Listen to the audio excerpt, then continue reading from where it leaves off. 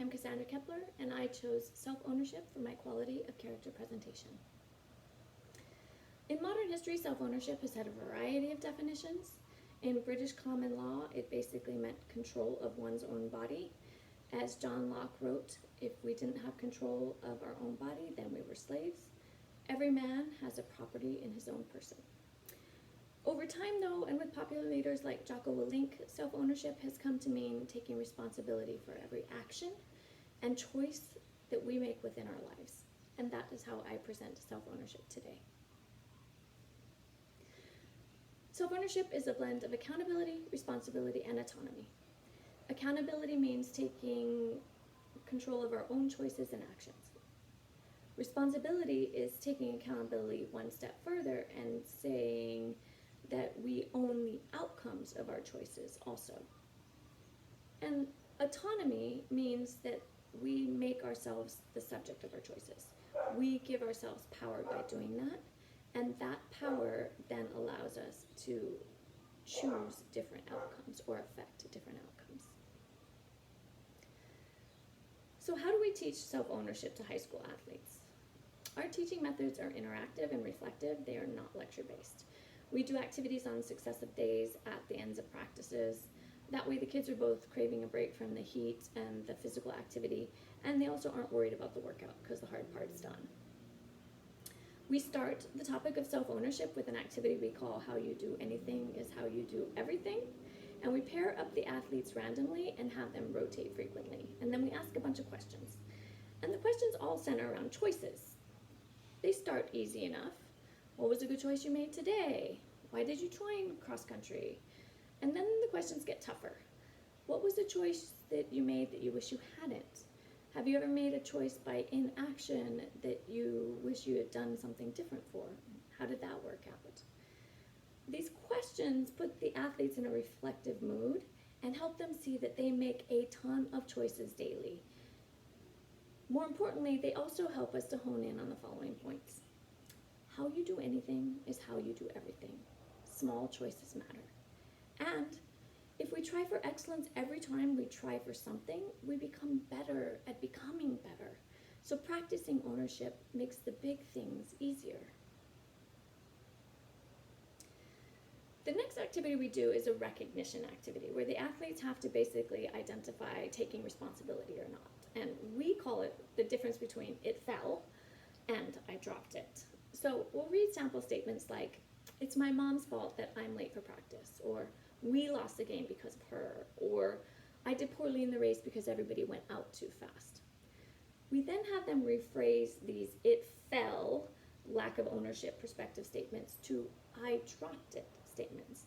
So for example, athletes might change I did poorly in the race because everybody went out too fast to I followed the lead group when I should have started more conservatively. We then talk about how doing this puts the ball back in our own court and gives us ownership. And then that gives us the opportunity to improve better for the next race. Because if we're sitting there blaming the lead group, we're going to do the same thing next time. But if we take ownership and say, I need to start more slowly, then we will. So once they've talked about ownership, we do goal setting. But we do ours a little differently. We use something called WHOOP, founded by New York University professor Gabrielle Oettingen. And the reason we like to use her is because she focuses on the obstacle within us, within ourselves. So wish is the W, O is the first, is outcome, and the second O is the obstacle within us. So what prevents us from getting to that outcome that we wanted? And then P is what is the plan to get over that? And so we focus on what's within us that we can change and control.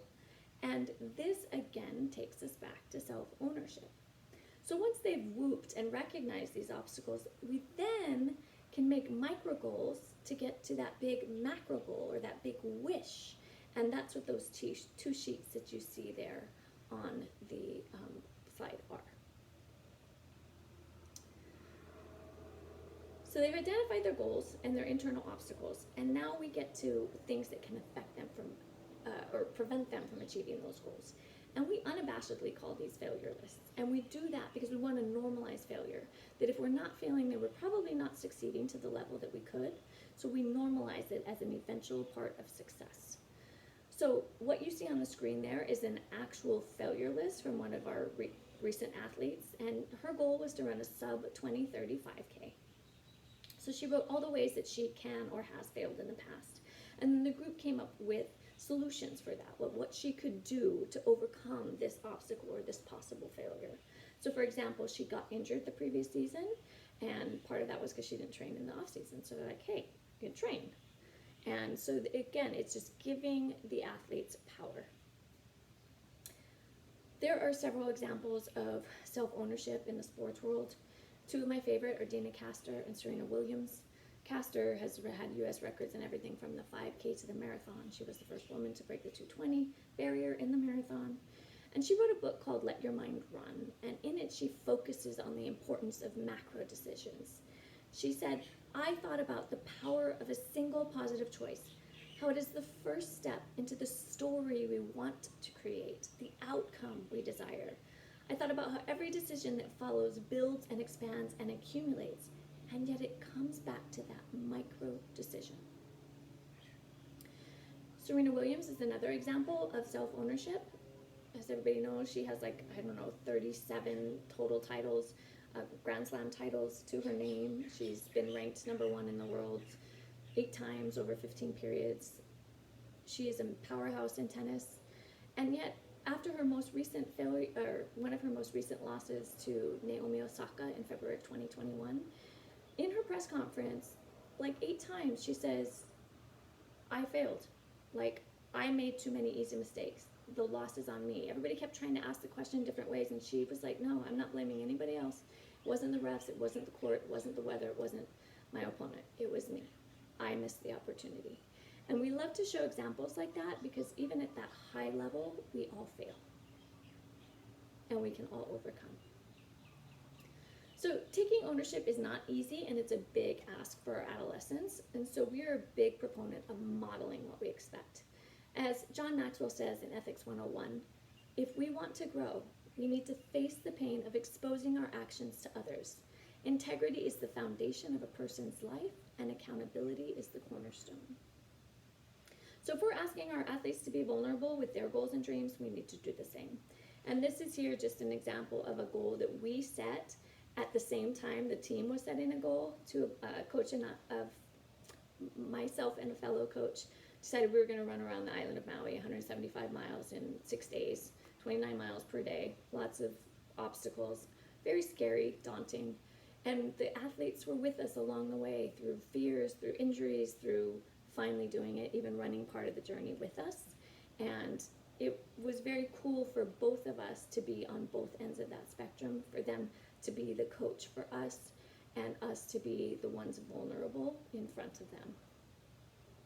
Ultimately, our Maui Ultramarathon was successful, but we've also, and I think this is more important, but sharing our failures with the team is also important.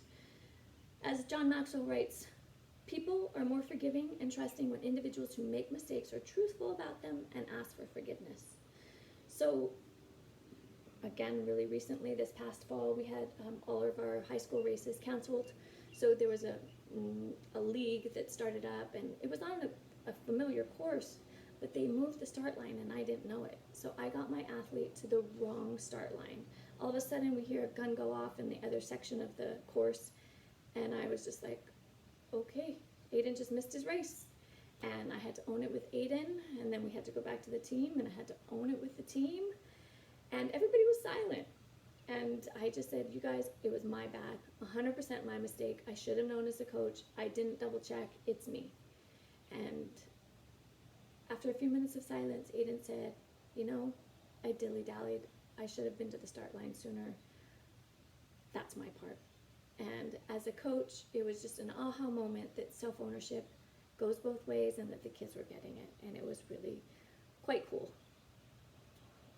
So these team scenarios remind us that we have so much opportunity within our grasp if we make daily decisions to involve self-ownership rather than blame.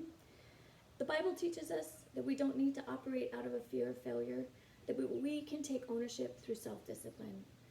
In 2 Timothy, Paul writes, "For God has not given us a spirit of fear and timidity, but of power and love and self-discipline." In general, then, self-ownership is difficult but can be taught. We all learn it through the micro choices we make each day, and these decisions affect our macro outcomes. Once embraced, self-ownership is life-changing. Thank you.